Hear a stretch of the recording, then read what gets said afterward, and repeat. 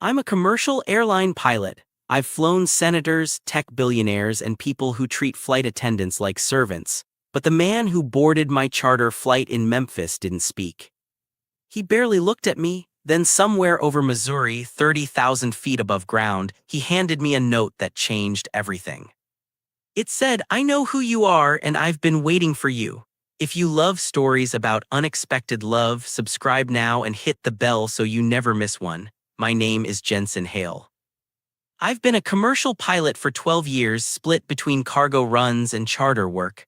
I live in Memphis, Tennessee, in the Cooper Young neighborhood not far from the airport. It's a good life. Predictable schedules, clean routines, no drama, that's how I preferred it. I had a partner once years ago back when I flew regional jets out of Phoenix. His name was Cameron. We broke up because I couldn't stop moving and he needed routes. I respected that. We stayed civil. After that, I kept my distance from anything that felt too personal. I worked for a small charter outfit called Tri-State Aviation. We handled private clients, mostly business types who wanted discretion and speed.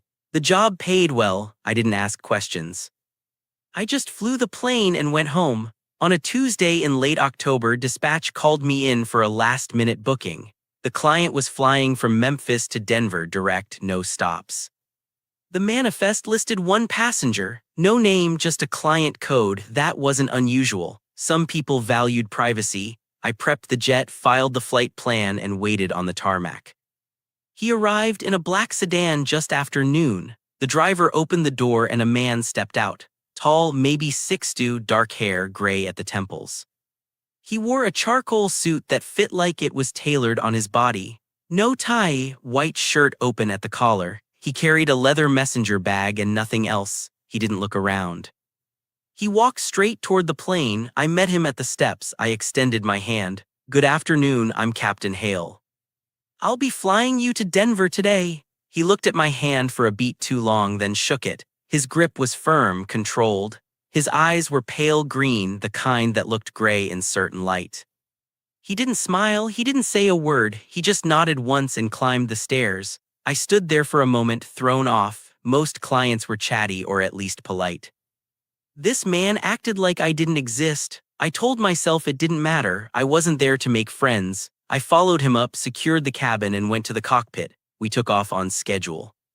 The weather was clear, visibility unlimited. I leveled off at cruising altitude and engaged the autopilot. The flight would take about 2.5 hours. I settled in, scanned the instruments, and tried not to think about the man sitting 20 feet behind me. An hour into the flight, I heard footsteps. I turned. He was standing in the cockpit doorway. He didn't ask permission to enter. He just stood there watching me. I kept my voice steady. "Can I help you with something?" He reached into his jacket and pulled out a folded piece of paper. He handed it to me without a word, then turned and walked back to the cabin. I unfolded it. The handwriting was deliberate, neat, almost architectural. It said, "I know who you are and I've been waiting for you." My pulse spiked. I read it again. It didn't make sense. I'd never seen this man before. I would have remembered him. I turned in my seat, but he was already gone, back in the cabin, door closed. I held the note in my hand and felt the edges of something I couldn't name. Fear, maybe. Or something closer to recognition. I didn't know what to do. I thought about calling dispatch, but what would I say? A passenger handed me a note. That sounded paranoid. I folded the paper and slipped it into my shirt pocket. I told myself to focus on the flight, but my hands were shaking. We landed in Denver without incident. I taxied to the private terminal and shut down the engines. I went back to the cabin to let him know we'd arrived. He was already standing, bag in hand, looking out the window. I cleared my throat. "We've landed, sir. You're free to deplane." He turned to face me. For the first time he spoke. His voice was low, rougher than I expected. "Thank you, Jensen." I froze. I hadn't told him my first name. It wasn't on my uniform. It wasn't on the manifest. He walked past me down the stairs and into a waiting car. I stood in the doorway and watched him disappear. I flew back to Memphis alone. The whole way, I kept pulling the note out of my pocket, reading it over and over. "I know who you are." What did that mean? Who was he? And why did hearing him say my name feel like a door opening inside me? When I got home that night, I couldn't sleep. I sat on my couch in my rental on Evelyn Avenue and stared at the note. I thought about calling someone, but I didn't know who. I thought about throwing it away, but I couldn't. Instead, I folded it carefully and put it in a drawer beside my bed. I told myself I'd never see him again. I was wrong. 3 days later, dispatch called with another charter, same route, Memphis to Denver, same client code. My stomach dropped. I asked if they could assign someone else. They said the client requested me specifically. I didn't have a good reason to refuse. I said yes. He arrived the same way. Same car, same suit, same silence. This time I didn't try to make conversation. I just flew the plane, but an hour into the flight, he appeared in the cockpit doorway again. He handed me another note. This one said, "I'm not trying to scare you, I just don't know how else to say this." I looked up at him. He was watching me with an expression I couldn't read. I said, "Say what?" He hesitated. Then he said, "That I've thought about you every day for the last 6 months. I stared at him. "We've never met." He shook his head slowly. "We have." "You don't remember?" I tried to think. I flew hundreds of people. Maybe I'd seen him in passing at an airport on another flight, but I would have remembered those eyes. I said, "When?" He said, "April, a fundraiser in Chicago. You were there with someone. I saw you across the room." I asked who you were. "By the time I worked up the nerve to approach, you were gone."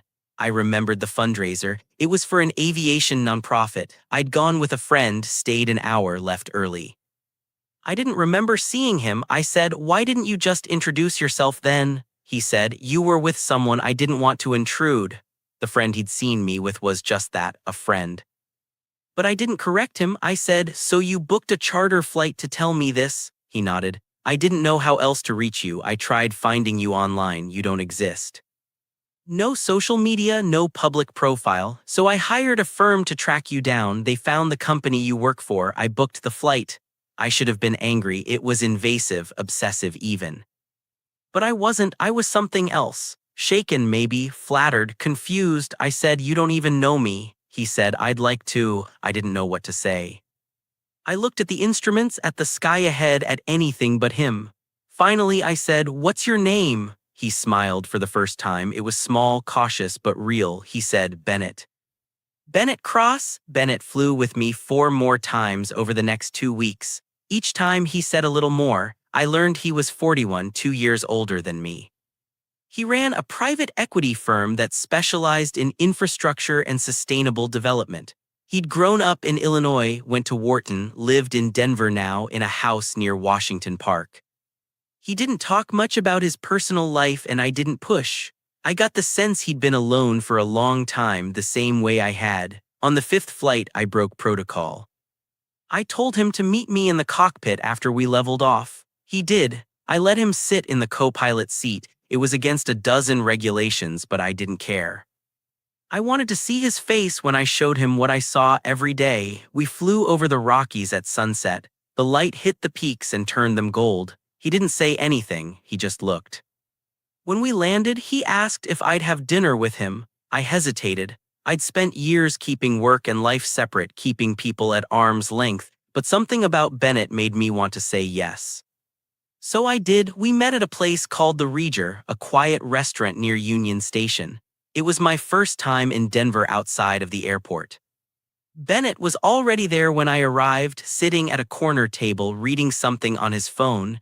When he saw me, he stood. He looked different out of the suit. He wore dark jeans and a sweater. He looked younger, less guarded. We talked for 3 hours. I learned his parents had divorced when he was 10. His father remarried and moved to California.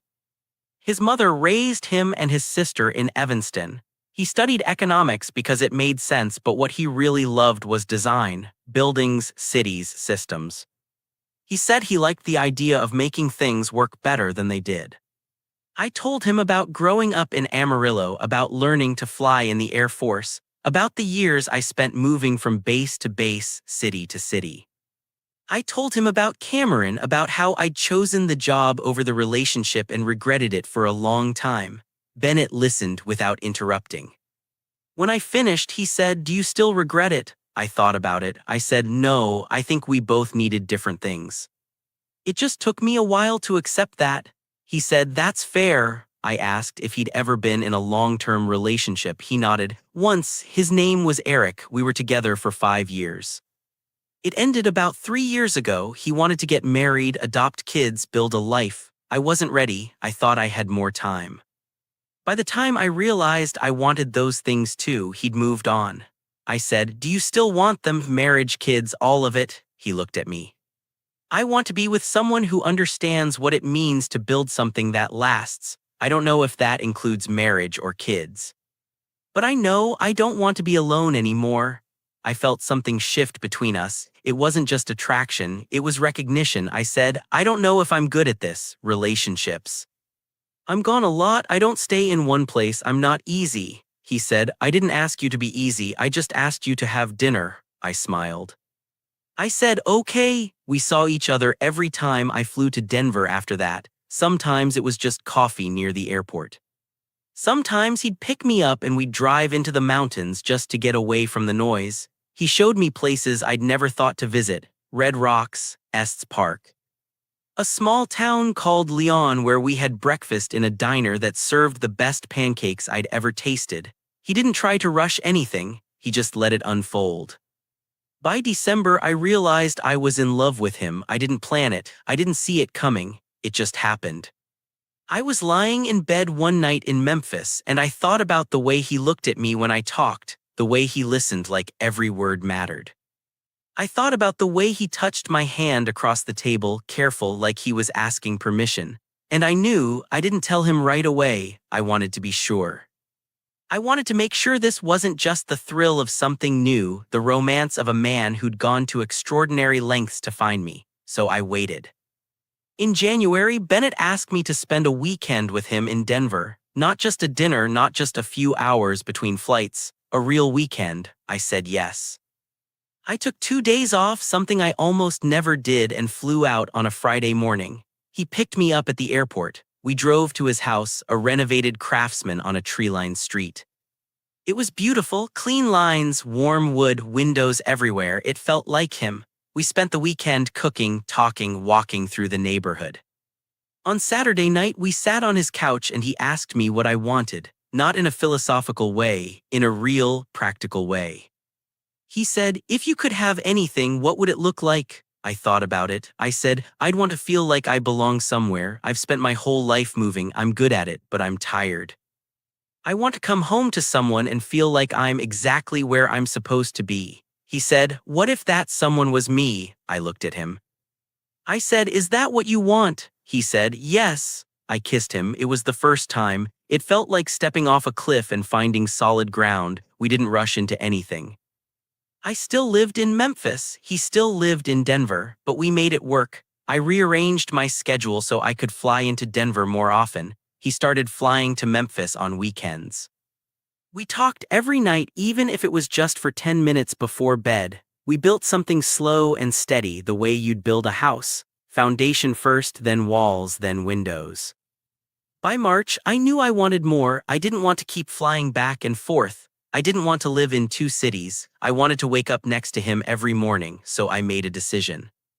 I called my boss and told him I was resigning. He tried to talk me out of it, offered me more money, better routes. I said no. I'd already accepted a job with a regional carrier based in Denver.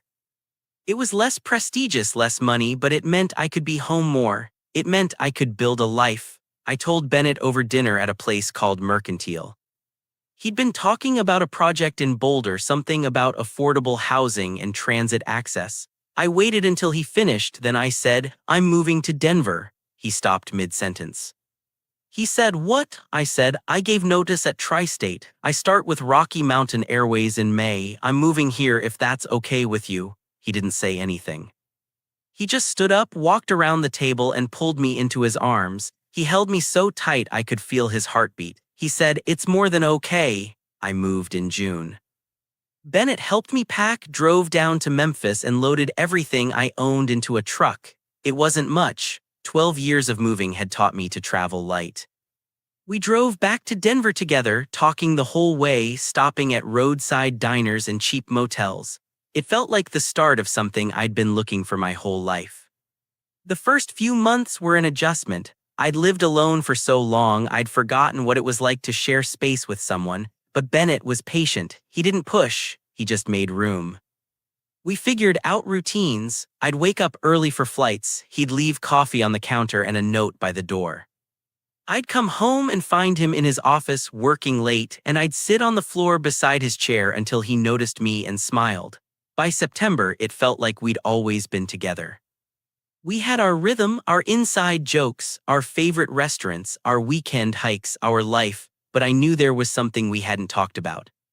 Something that hovered at the edges of every conversation.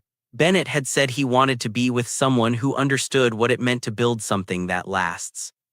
But we hadn't defined what that meant. We hadn't talked about marriage or the future or what forever looked like. I didn't know how to bring it up. I didn't want to scare him. But I also didn't want to keep pretending the question wasn't there. One night in October, almost a year after that first flight, we were sitting on the back porch. The air was cool, the sky clear. Bennett was reading a book about urban design. I was just watching him. Finally, I said, "Can I ask you something?" He looked up. He said, "Always." I said, "Do you ever think about what this looks like 5 years from now, 10 years? He closed the book. He said, "Every day." I said, "And what do you see?" He said, "I see us, here or somewhere else, it doesn't matter. I see us old and stubborn and still figuring it out. I see us building something that lasts." I said, "I want that too." He reached for my hand. He said, "Then let's do it." I didn't know what he meant until he stood up, walked inside, and came back with a small wooden box. He sat down beside me and opened it. Inside was a ring.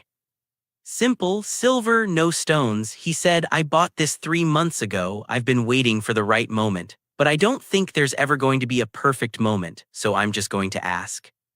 Jensen, will you marry me?" I couldn't breathe. I looked at him, at the ring, at the life we'd built in a year. I thought about the note he'd handed me at 30,000 feet. I thought about the way he'd waited, the way he'd found me, the way he'd loved me without asking for anything in return.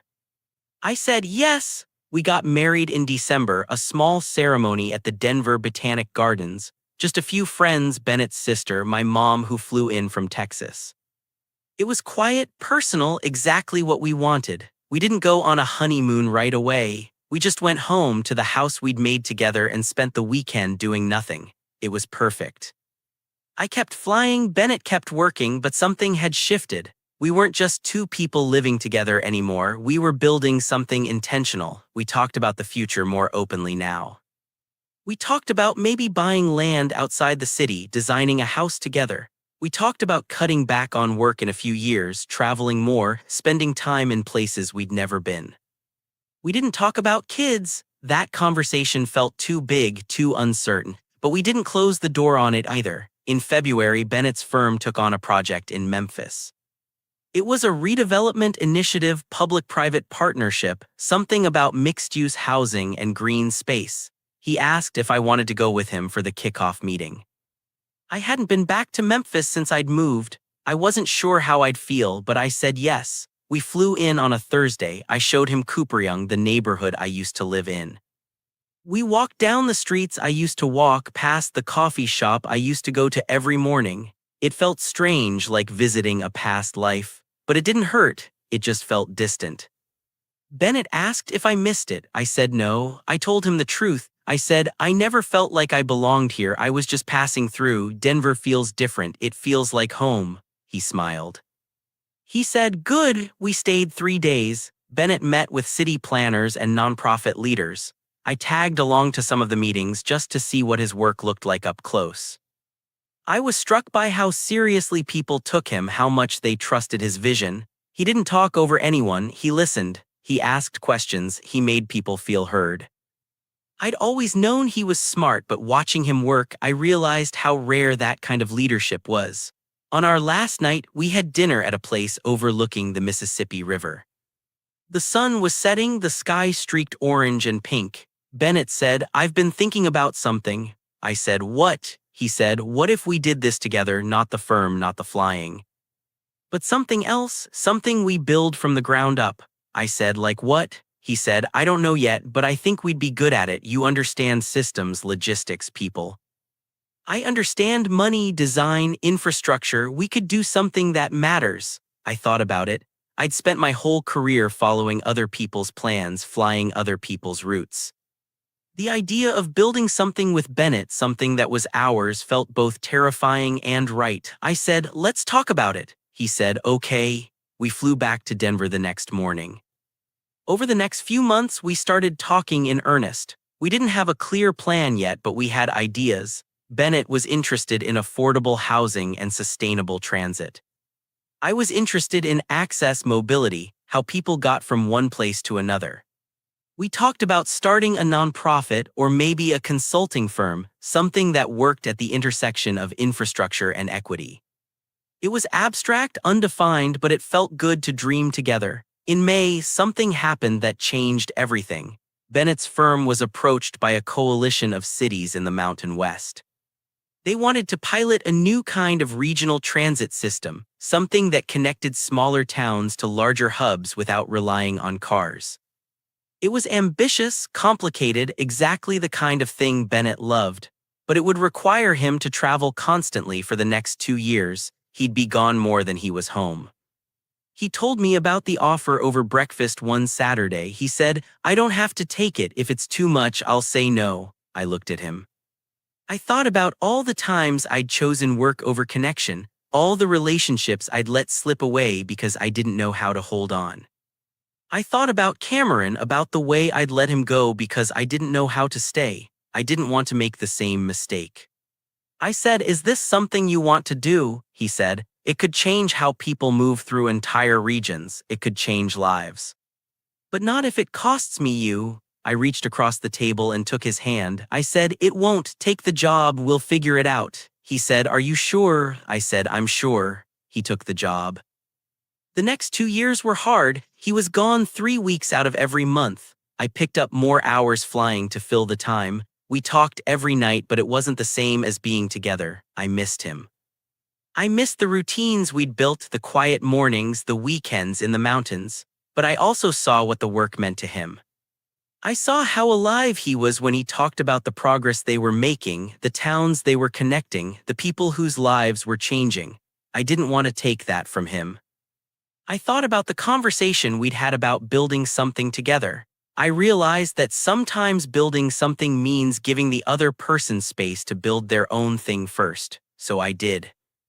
I supported him. I showed up when I could. I let him know I wasn't going anywhere. In the second year, something shifted in me too. I started thinking more seriously about what I wanted to do beyond flying. I loved the work, but I didn't want to do it forever. I started taking classes at the University of Denver, just 1 or 2 a semester, in urban planning and transportation policy. I didn't know where it would lead, but it felt right. Bennett encouraged me. He said, you're going to be great at this. By the time the project wrapped, I had a clearer sense of what I wanted. I wanted to work on the kind of systems Bennett had been building.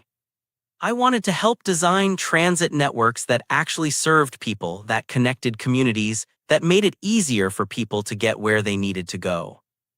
I didn't want to fly the planes anymore. I wanted to help build the infrastructure that made the flights possible. I finished my degree in the spring. Bennett's project ended a month later.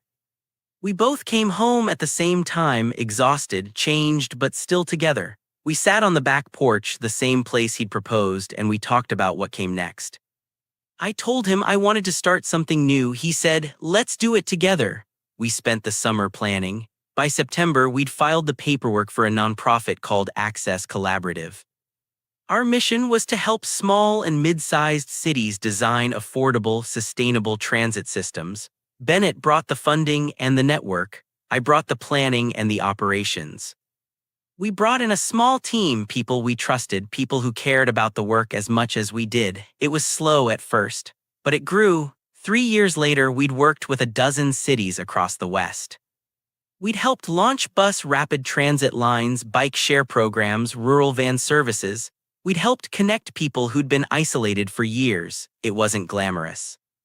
It was hard, bureaucratic, frustrating work, but it mattered, and we did it together. We bought land outside Denver in the foothills near Golden. We designed a house, worked with an architect Bennett had known for years, and spent 2 years building it ourselves. Well, not ourselves, we hired contractors. But we were there every step of the way, making decisions, solving problems, watching it come together. When we finally moved in, it felt like everything we'd been working toward had arrived. We didn't have kids, we thought about it, talked about it, even looked into adoption once. But in the end, we realized we were happy with the life we had each other, we had work that mattered. We had a home we'd built with our own hands, that felt like enough. On our 10th anniversary, Bennett and I drove back to Memphis. We visited the airport where we'd first met, walked past the terminal where he'd handed me that first note. I still had it folded in a drawer at home. We stood on the tarmac and looked up at the sky. Bennett said, "Do you ever think about what would have happened if I hadn't booked that flight?" I said, "Every day." He said, "And," I said, "I think we would have found each other some other way. I think we were always going to end up here." He smiled. He said, "You really believe that?" I took his hand. I said, "I do." We stood there for a while, watching planes take off and land, watching people come and go. I thought about all the years I'd spent in the air, all the cities I'd passed through, all the lives I'd touched without ever really landing. I thought about the man who'd waited for me, who'd found me, who'd loved me enough to take a risk. I thought about the life we'd built piece by piece, year by year together. I didn't believe in fate, I believed in choice. I believed in showing up, in doing the work, in building something that lasts, and that's what we'd done, that's what we were still doing. Bennett squeezed my hand. He said, "Ready to go home?" I looked at him.